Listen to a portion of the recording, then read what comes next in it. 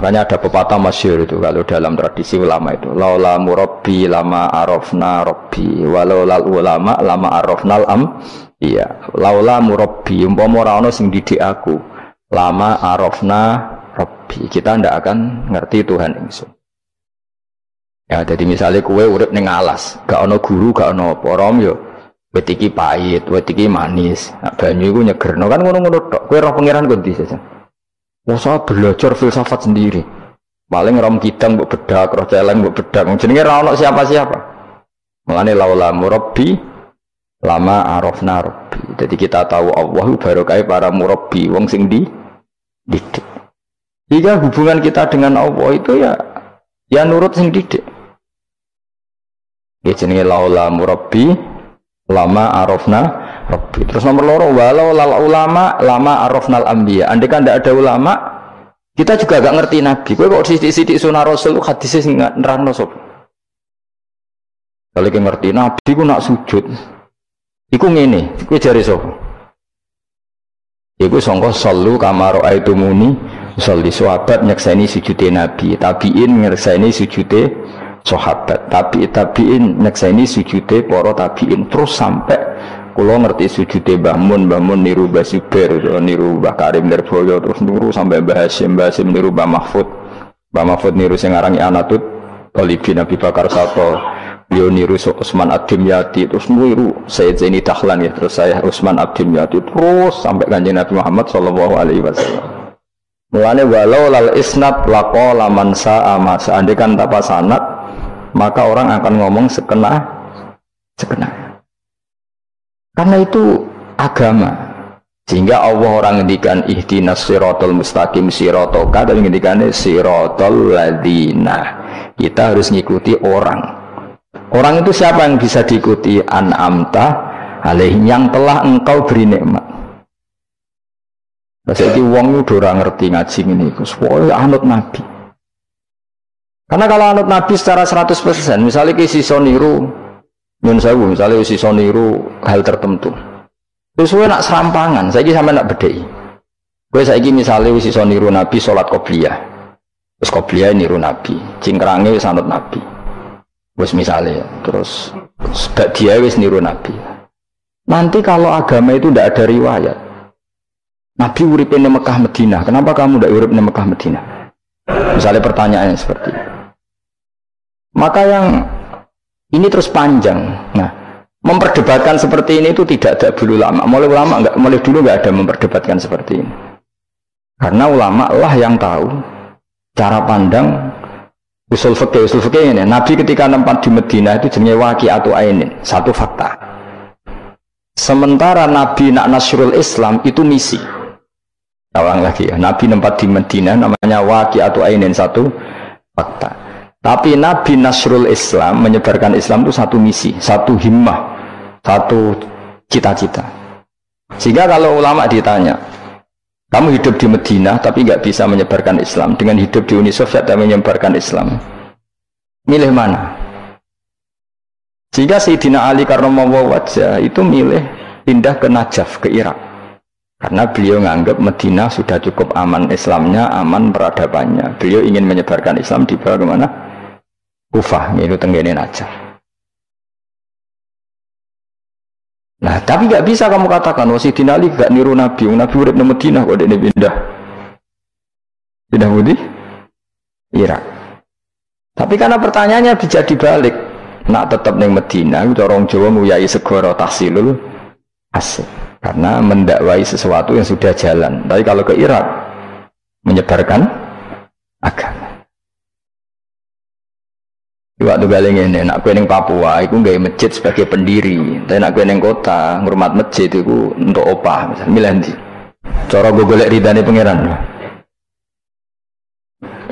Nah, misalnya seperti itu.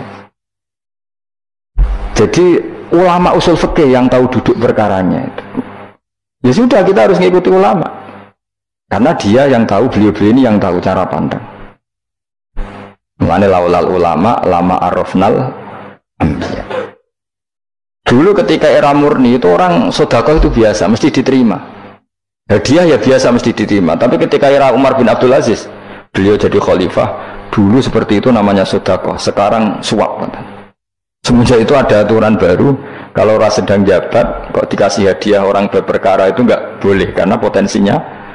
Dulu nggak kebayang ada suap itu, karena orang kalau ngasih ya ikhlas, bahkan diterima itu sudah senengnya bukan. Nah, saya gak salam template sidik ngatur kiai.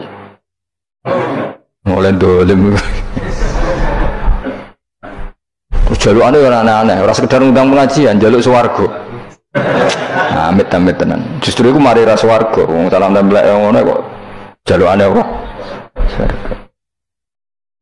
Jadi saya ulang lagi ya. Eling-eling makalah ulama, laula murabbi lama arafna rabbi walau ulama lama arafnal anbiya. Karena kita butuh sanad. Kalau kamu tanpa sanad, maka bayangkan Islam itu sesuai yang kamu bayangkan tadi.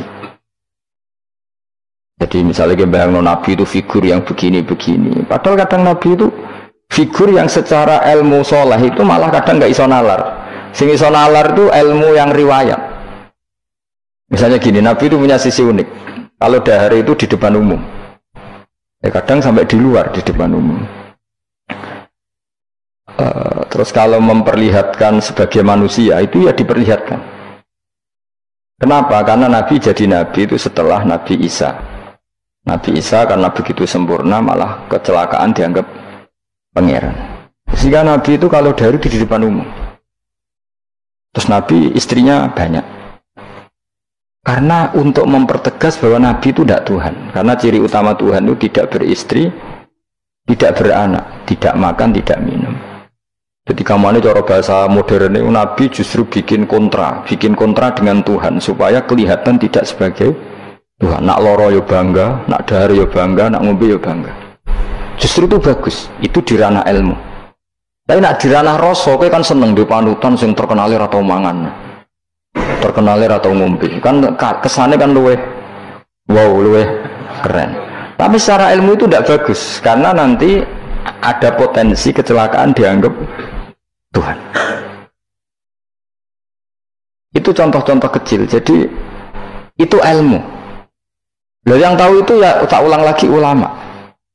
Justru Nabi ketika sakit, ketika dipanah ya luka, ketika diantemi wong kafir ya berdarah-darah, itu bagus. Orang nggak perlu memitoskan Nabi itu orang yang misalnya nak dipanah rata tedas, dibaca orang popo. Iku gak Nabi pendekar jadi paham. Jadi tapi itu secara ilmu dan sahabat nggak pernah kecewa misalnya nyon sewu Nabi dipanah kok popo ya kecewa ya seneng aja. Karena mereka diajari Nabi aku itu gak pangeran. Nah ini saya cerita, jadi andai kan agama itu tidak berdasar sanad, tidak berdasar ilmu, maka orang akan menghayalkan agama dengan pikirannya sendiri. Itu kan seperti orang idolakan Gajah Mada, wah Gajah Mada terlalu sempurna, sampai musno, jadi gak ada kuburannya, baliknya neng langit, soalnya itu dindilah musno, terus macam-macam. Nah bayangkan kalau agama disepertikan itu, betapa bahayanya. Makanya agama itu butuh apa? Sanad. Karena sanad ini yang menjaga konstitusi apa? Agama. Makanya lengi-lengi apa? Laulal ulama lama arafnal anbiya, walau la murabbi lama arafna rabbi. Kita tidak pernah tahu Tuhan kecuali. Nah maka guru ini posisinya kuat sekali. Saking kuatnya posisi guru, ya guru yang seperti ini sampai ada pepatah tadi man ta'allama bila sayhin fasehu setan. Orang belajar tanpa guru berarti gurunya itu setan. Karena ekstrimnya guru, ekstrim orang tanpa guru itu. Nah kemudian terus mulai ada dominasi. Orang toreko hanya nganggap itu mursyid, mahasiswa yang nganggap itu dosen misalnya. Terus di tradisi ilmu itu guru. Sebenarnya itu tidak itu semua, yaitu bagian dari itu, tapi tidak itu semua. Yang penting itu ada sanad. Jika cara pandang itu tadi. Nabi di Medina itu waqi'atu ainin, satu fakta sosial. Meskipun dengan segala fadhailul Madinah, tetap itu satu fakta sosial. Hanya Rasulullah terbanyak hidup di Kufah. Mulai Sayyid alim-alim di Kufah, setelah itu pindah ke Yaman. Apakah pindah ke Yaman itu berarti meninggalkan tempat gaya Rasulullah? Tidak seperti itu. Tapi ciri utama Nabi itu dakwah dan nasrul ilm. Dan yang butuh zaman itu Yaman ya ke Yaman, yang butuh itu ke Indonesia ya ke Indonesia. Nah, andai kan sunnah Rasul dimaknai secara sepihak, kudu urip ning Madinah. Berarti orang Islam sekali gak di Madinah gak dianggap sunnah Rasul. Wah, kan terus panjang jadinya. Makanya terus ada ilmu yaitu namanya usul fikih. Usul fikih itu yang ngatur itu semua.